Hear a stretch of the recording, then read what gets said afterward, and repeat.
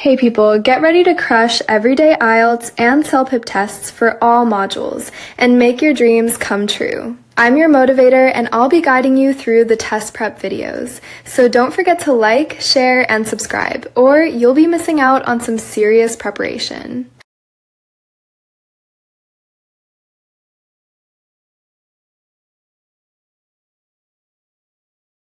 What advice would you give Priya to help her improve her English quickly while living in Canada?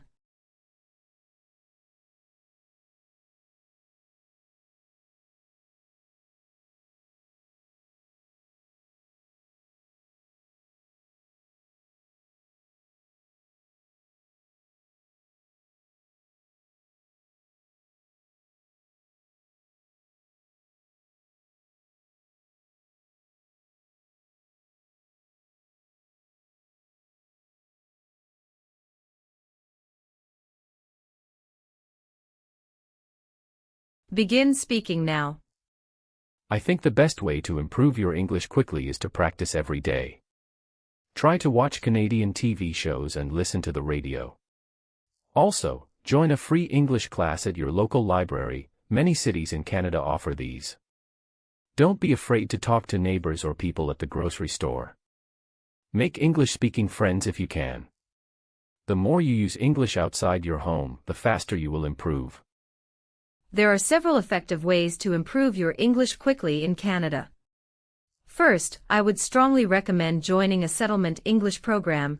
Many are offered for free through immigrant services organizations in most Canadian cities. Second, make it a habit to speak English every day, even when it feels uncomfortable. Watch Canadian news programs and try to read a short article each morning.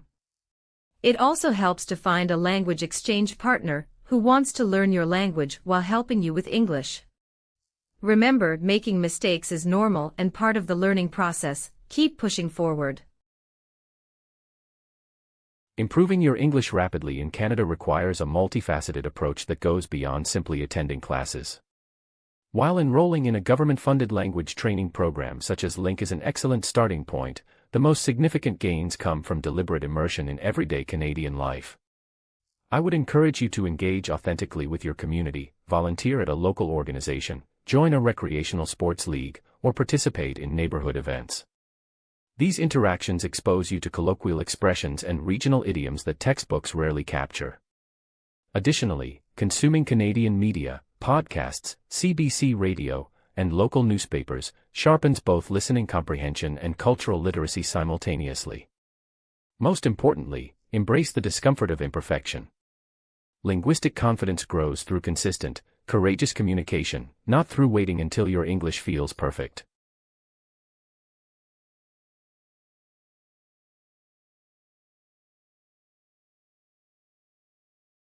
How would you respond to Marco's resistance and persuade him to act on your advice about improving his English?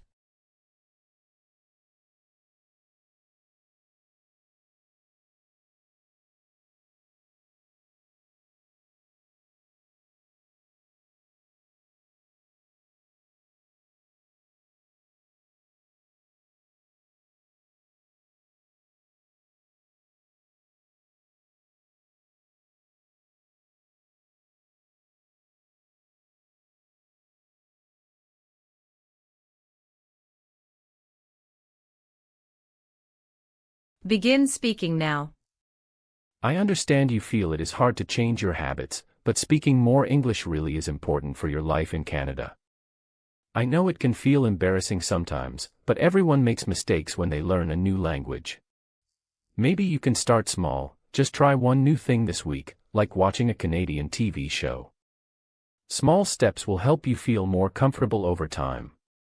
Please give it a try. I hear what you're saying, and I respect that you feel comfortable speaking your first language at home. However, I'm genuinely concerned that avoiding English practice is making things harder for you in the long run. Job interviews, medical appointments, and everyday errands in Canada all require confident English communication. I'm not asking you to give up your culture. I'm simply suggesting that adding English to your daily routine will open more doors for you. Would you be willing to try one small commitment, like attending a free English conversation group once a week. Even that would make a real difference. I genuinely appreciate your honesty, and I want you to know that I'm not here to pressure you. I'm here because I care about your future in Canada. You've mentioned that you don't see the point, but I'd like you to consider this. Your current comfort zone may actually be limiting the opportunities available to you. Employers in Canada consistently cite English proficiency as a key factor in hiring and promotion decisions. I understand that stepping outside linguistic familiarity can feel vulnerable, even daunting.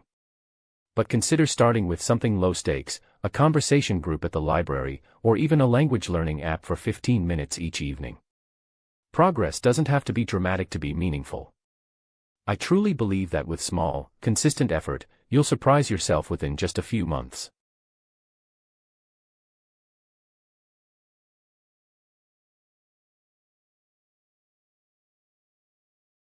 Describe what you see happening in this scene, at the neighborhood street market.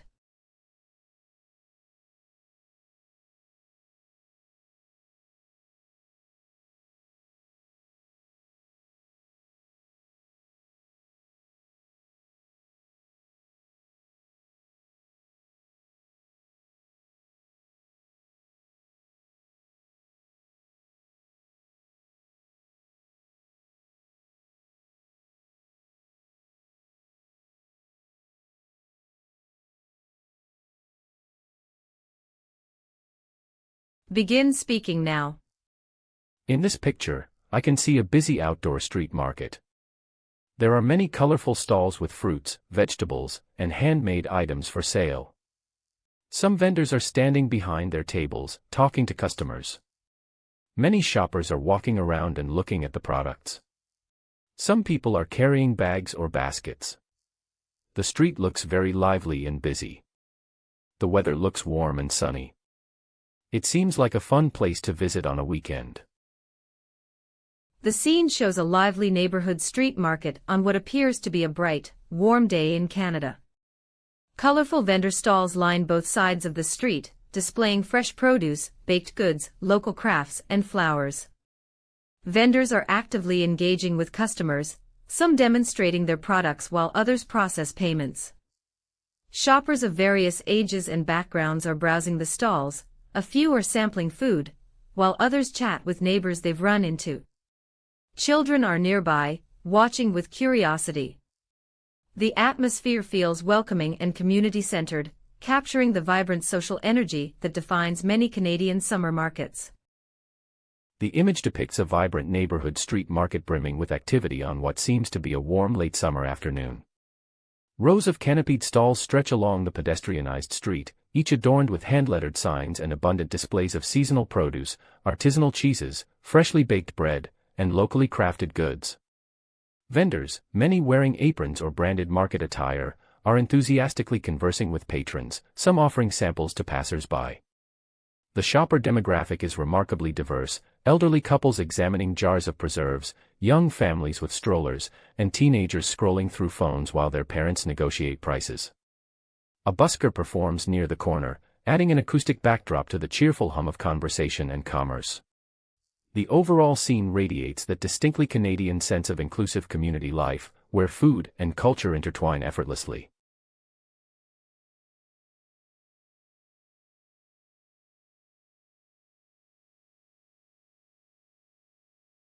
What do you predict will happen to fuel stations and mechanics in Canada as electric vehicles become more common, and why?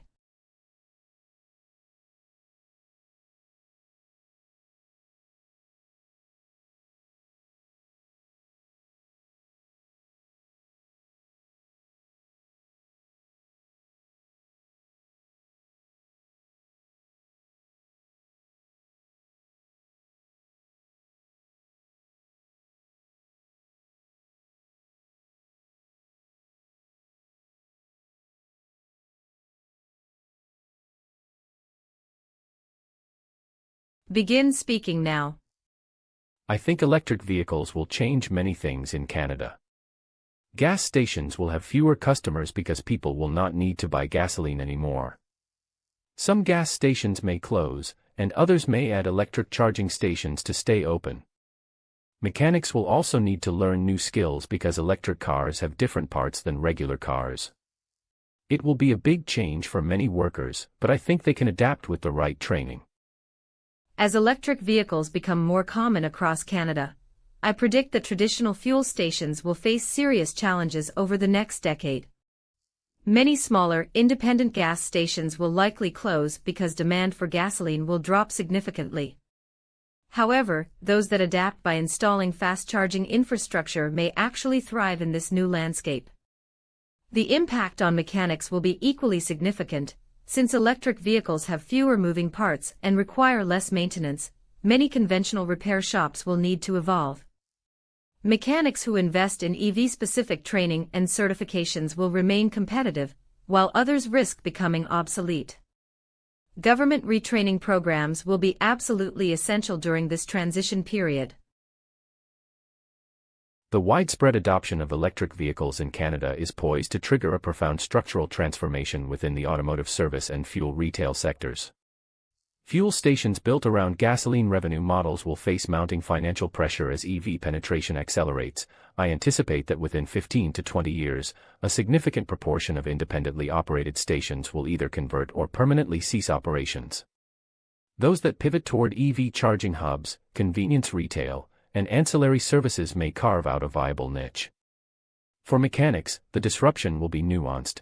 Routine maintenance, oil changes, transmission work, exhaust repairs, will decline sharply, while high-voltage battery diagnostics and software-integrated repairs will generate entirely new specializations. Proactive workforce reskilling, supported by provincial and federal training incentives, will ultimately determine which businesses emerge as leaders in Canada's electrified automotive future.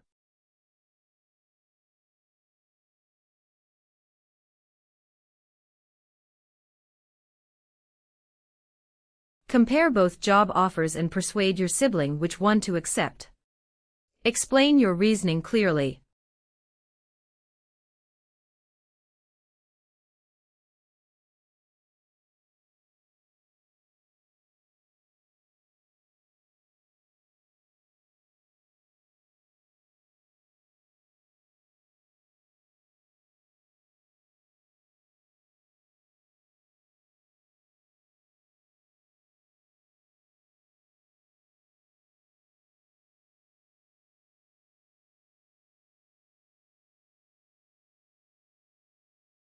Begin speaking now.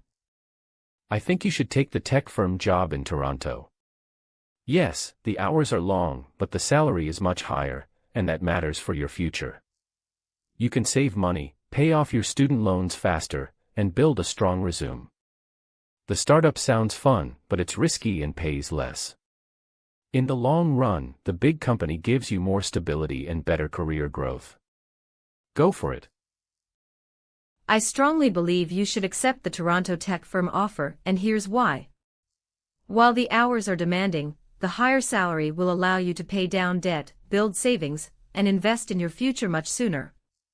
Large companies also offer mentorship programs, extended health benefits, and real opportunities for promotion. The Vancouver startup may seem appealing because of its flexibility, but startups carry significant financial risk, especially in today's economy. You can always negotiate better work-life balance once you've proven yourself. The security and professional development at the tech firm far outweigh the startup's perks. After carefully weighing both options, I strongly urge you to accept the position at the Toronto tech firm. Although the longer hours are a genuine concern, the substantially higher salary offers a critical financial advantage, one that can accelerate loan repayment, fund retirement savings through an RRSP, and provide a meaningful buffer for unexpected expenses. Established companies of this caliber typically provide structured mentorship, comprehensive benefits packages including dental and vision, and clear pathways for advancement. The Vancouver startup, while offering attractive flexibility, operates within a volatile funding environment that creates real job insecurity. Flexibility can be renegotiated once you demonstrate your value. A competitive salary and a reputable employer's name on your resume cannot easily be replicated. The long-term gains decisively favor the tech firm.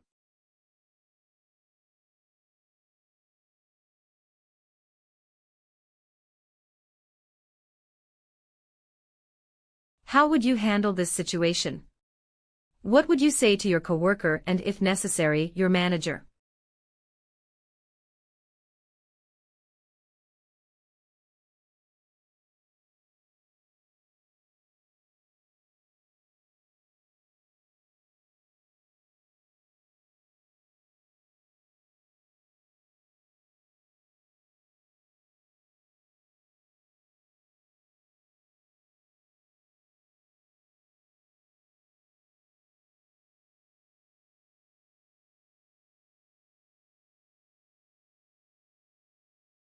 Begin speaking now. First, I would speak directly to my coworker in private. I'd say something like, "I've noticed that some of my ideas were presented as yours in the last meeting. That's not fair to me, and I'd like it to stop." If it continues, I would bring it up with my manager and show proof, like emails or drafts with timestamps. I need to protect my contributions and my professional reputation at this company. I'd begin by approaching my coworker privately and calmly. I would say, "I've noticed that the report I submitted last week was presented under your name. I worked hard on that project, and I expect proper credit going forward." I'd give them a chance to correct the situation. If it happens again, I would document everything, saving drafts, emails, and meeting notes, and then have a professional conversation with my manager. I'd present the evidence clearly and ask that future contributions be properly attributed. Maintaining a respectful but firm approach protects my integrity and my standing within the team.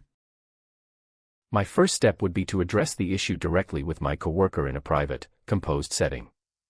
I'd say, "I've become aware that ideas from my recent project were presented to the team as your own. I want to resolve this professionally. Please ensure my work is properly credited moving forward. I believe in giving colleagues an opportunity to make things right before escalating. However, if the behavior persists, I would compile a thorough record of evidence, version-controlled documents, email threads, and calendar timestamps, and request a meeting with my manager. I would frame the conversation around fairness and team transparency rather than personal accusation, demonstrating that I've handled the matter with professionalism. Protecting one's contributions is both reasonable and necessary in any Canadian workplace.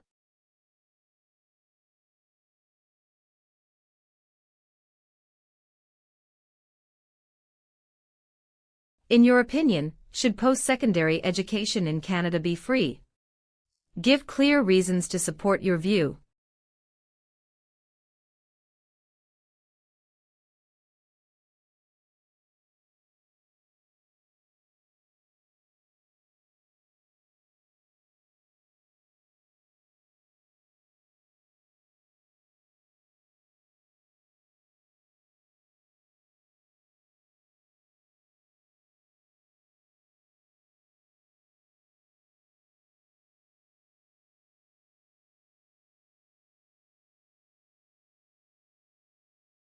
Begin speaking now.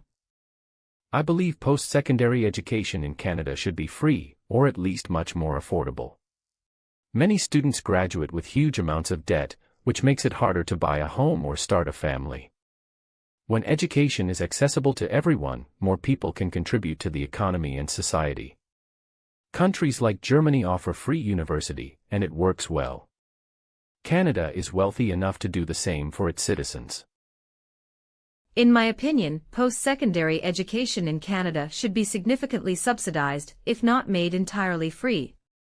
The current cost of tuition creates a serious barrier for students from lower-income families, effectively limiting opportunity based on financial background rather than academic ability. A more educated population benefits the entire country through a stronger workforce, greater innovation, and reduced dependence on social assistance programs. While some argue that free education would be too costly for taxpayers, I believe the long-term economic returns would outweigh the initial investment. Fairer access to education strengthens both individual lives and Canadian society as a whole. I firmly believe that post-secondary education in Canada should be made free or heavily subsidized by federal and provincial governments. The existing tuition system disproportionately disadvantages students from working-class and immigrant families, entrenching socioeconomic inequality across generations. When capable young Canadians are deterred from pursuing higher education solely due to financial hardship, the country loses invaluable talent, innovation, and long-term productivity. Nordic nations have demonstrated conclusively that publicly funded post-secondary systems produce highly skilled workforces and robust economies. Critics often cite tax burden concerns. However, research consistently shows that better educated citizens earn more, pay higher taxes, and rely less on government support over their lifetimes. The fiscal argument against free education collapses under scrutiny. Canada must treat education as a public good, not a private commodity.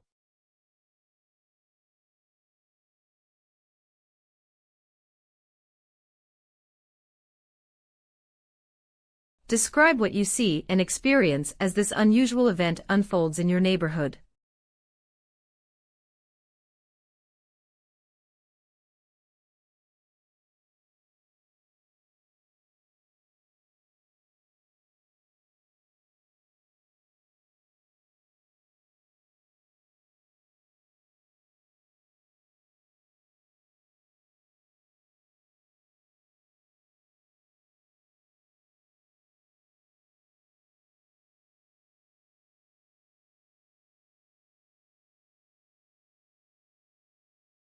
Begin speaking now.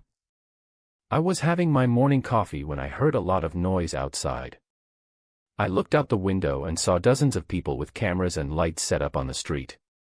Then I recognized a famous Canadian singer standing near my neighbor's front porch. I couldn't believe it. I ran outside with my phone to take photos. There were security guards everywhere. My whole street was blocked off. It was the most exciting morning I've had in years. It started as a completely ordinary Thursday morning in Mississauga. I was drinking my coffee and getting ready for work when I heard loud voices and the rumble of heavy equipment outside.